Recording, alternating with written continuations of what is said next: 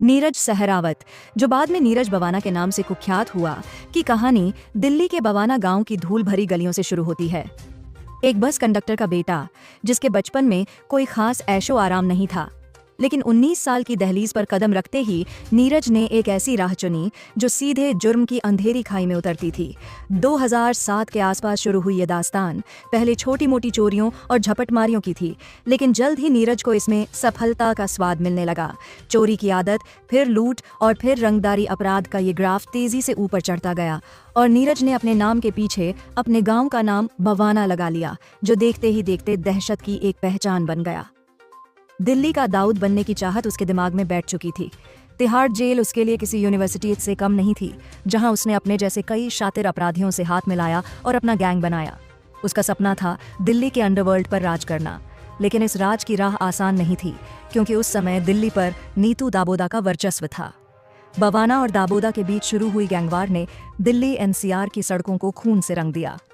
नीरज बवाना ने क्रूरता और चालाकी का ऐसा मेल दिखाया कि एक पुलिस एनकाउंटर में दाबोदा के मारे जाने के बाद उसने तेजी से खाली हुई गद्दी पर कब्जा कर लिया।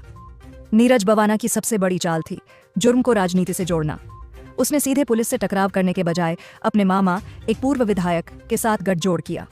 उसने अपने काले धन और बाहुबल का इस्तेमाल कर राजनीतिक ताकत जुटाई, जिससे उसका खौफ और बढ़ गया। हत्या, जबरन वसूली और कॉन्ट्रैक्ट किलिंग, उसका गैंग इन सब वारदातों को बेखौफ अंजाम देने लगा।